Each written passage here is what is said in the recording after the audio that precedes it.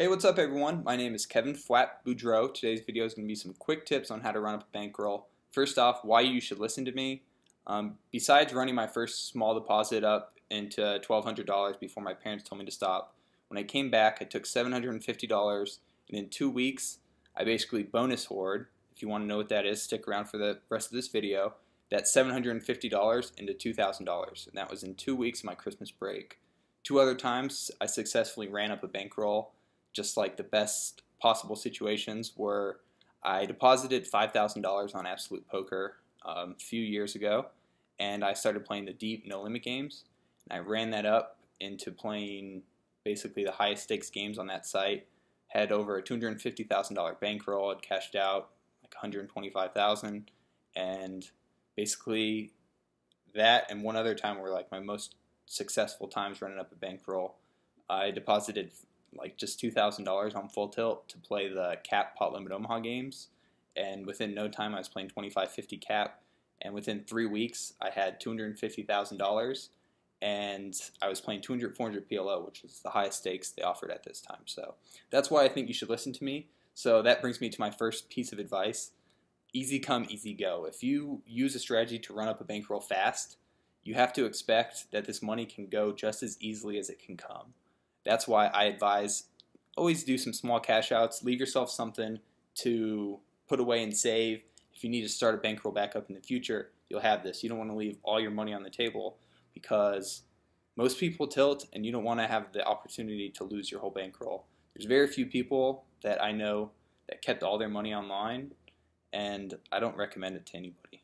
On top of the fact that the money can get seized or frozen at any time, it's just good for your bankroll to keep your eggs spread out. So, other tip is be willing to play different types of poker, but specialize in one thing. So, what do I mean? When I first started, I primarily focused in sit and goes. This was in 2004, and I would play 2,000 to 3,000 sit and goes a month. And just in rakeback alone, I would make a few $1,000s. And it got to a point where I was playing the two $15 sit and goes, which is a $15 rake. I was making $5 a tournament. I would play 3,000 tournaments and make $15K in rakeback on top of what I made playing poker. So take some lessons from this. Get rakeback or a system, a site that has a good point system, a VIP system. I play on Lock Poker right now. They have basically a deposit bonus. They have a rake chase. They have guarantees where you can get overlay. They also have blanking on one other thing, just like the rakeback that automatically gets sent to your account. So you don't want to have to rely all on your winnings, and obviously like the rake is gonna eat up a lot of profits at your smaller stakes. So you want to make sure you're getting your fair share back. So when I was playing sit and goes to start, I would basically play the sit and goes, and then I would play the most plus EV multi-table tournaments of the night. And I think my skills from sit and goes transitioned well into multi-table tournaments. So obviously you don't want to put yourself in a negative EV situation, but understand there's good opportunities to be had in different spots. In that free rolls $215 tournament I would just uploaded on the new channel, there was basically an overlay. They needed about 5 more players in a tournament with 31 people to meet the 7,500 guaranteed. In a $215 tournament, we each made $26 just by breaking even. And obviously I get rakeback bonus points, all that on top of what I was playing for. So it was like we were all prop players for the site. We were playing there just to keep the numbers up, make the site look good. So you want to look for those opportunities. Look for the sites that have the best deposit bonuses. Poker's kind of like in a weird situation right now, so I don't necessarily want to recommend places. Do your own research. I've been playing on Lock Poker. As of right now, I think it's pretty safe to play on, but I don't give it a full recommendation by any means. So play at your own risk. Some other tips, basically you want to play when the hours are the best to run up a bankroll, meaning you want to play at nights and on the weekends.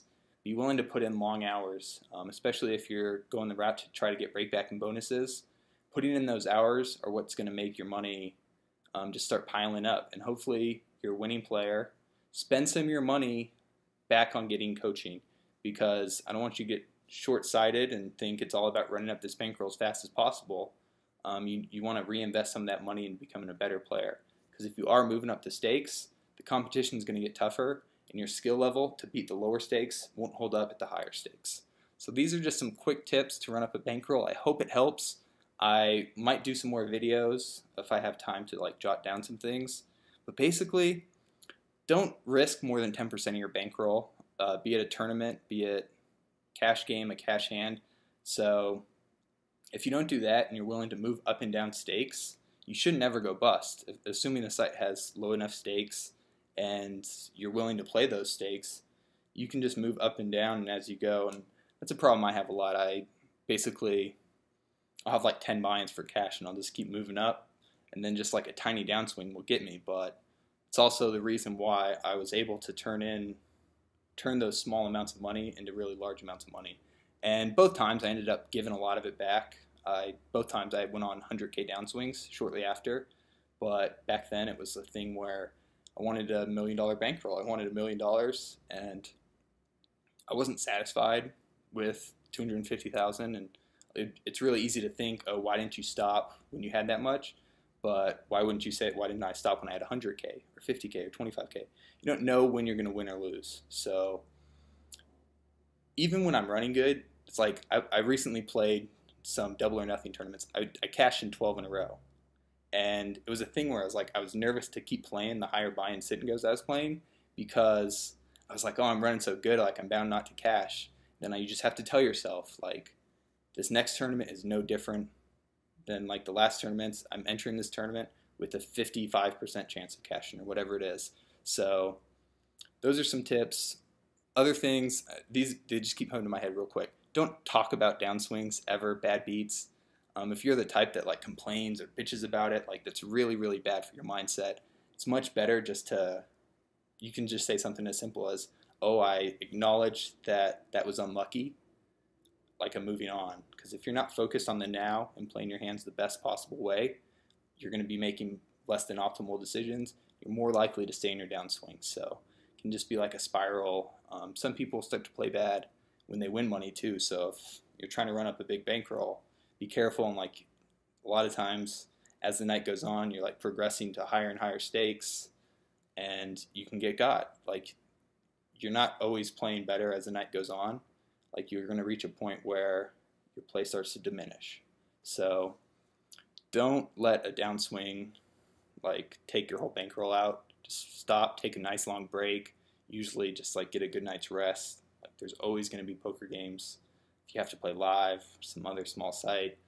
But yeah, like it's not worth losing money. You might as well spend time getting coaching or doing something else in your life. 8 minutes seems like a decent length for this video. Take care, guys. Appreciate you watching this.